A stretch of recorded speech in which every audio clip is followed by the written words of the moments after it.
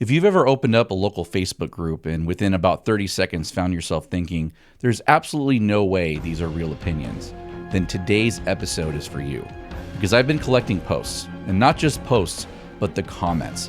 And let me tell you, some of these make me want to gently, professionally bang my head against the desk. So today, we're going to have a little fun. We're going to read through some of these posts, react to them, call out what's wrong, and give credit where people get it right, and most importantly, explain how things actually work. And if you're a regular listener, this episode is really for you, because you already know better, and I'm going to ask you for your help by the end of this. Stay tuned. Welcome to the Calimesa Insider Podcast, the official podcast of the City of Calimesa. Join City Manager Will Kolbow as he takes you behind the scenes of city projects, community stories, and the future of our hometown. Stay informed, stay connected. This is the Calimesa Insider Podcast.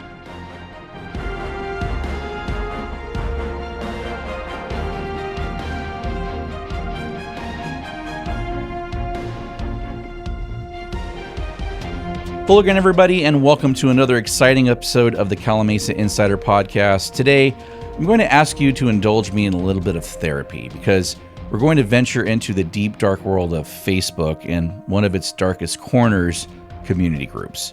We're going to look at a few real posts. Now, I'm not going to name names and I'm not even going to identify the specific groups because this isn't about calling anyone out. This is about something bigger, misinformation in today's digital age. The reality is social media has a way of making things look polished, for lack of a better term.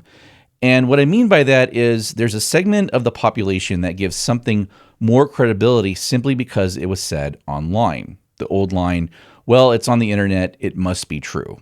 Most people say that jokingly, but there are still people out there who actually believe it. And that's really what we're going to dig into today. But before we get there, I do want to briefly follow up on something from our last episode where I talked about my first couple of months of the year. One thing I didn't say, but absolutely should have, is this. Nothing happens at City Hall without our staff.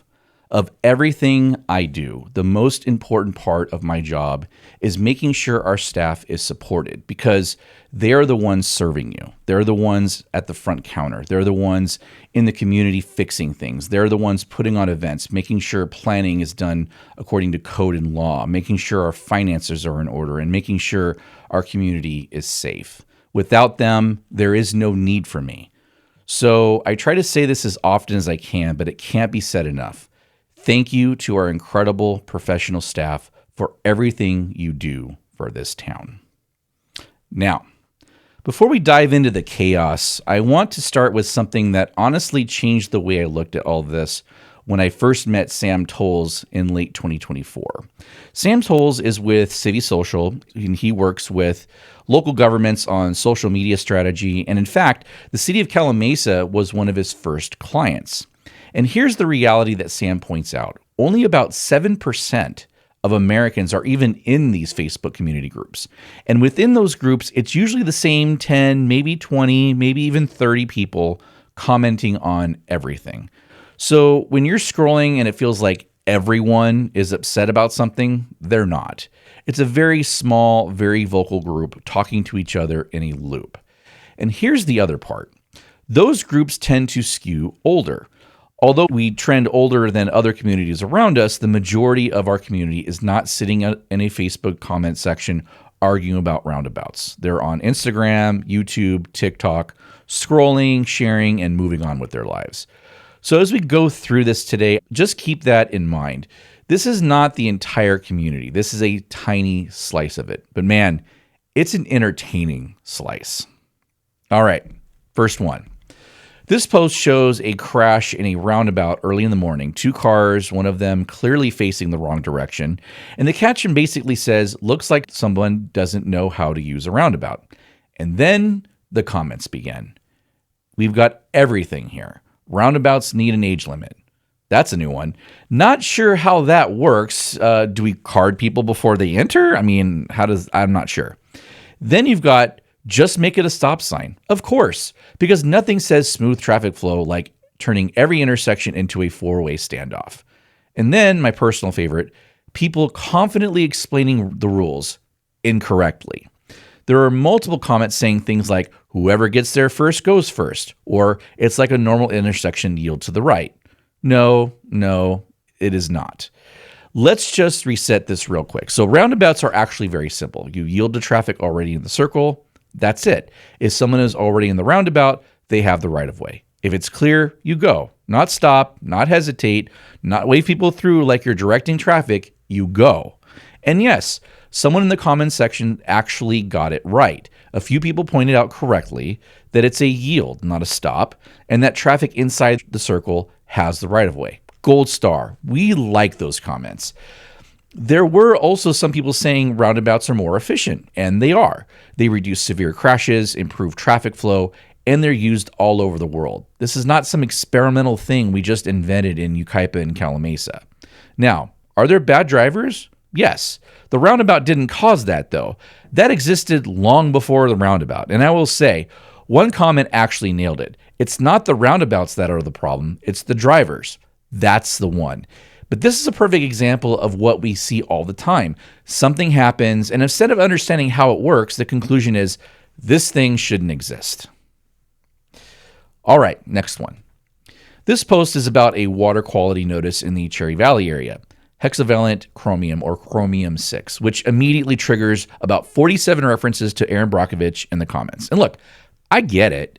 That's what people remember. That movie left an impression. And as a water geek myself, I thought it was pretty good.